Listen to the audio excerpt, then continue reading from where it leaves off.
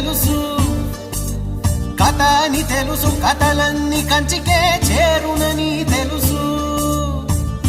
తెలుసు తెర తొలుగుతుందని, తెలుసు తెల్లారుతుందని, తెలుసు ఈ కట్టె పుట్టుకుమంటదని, తెలుసు ఈ మట్టి మట్టిలో కలిసిపోతదని. ఇన్ని తెలిసి ఇరకాటంలో పడిపోతావు ఎందుకని? మాయా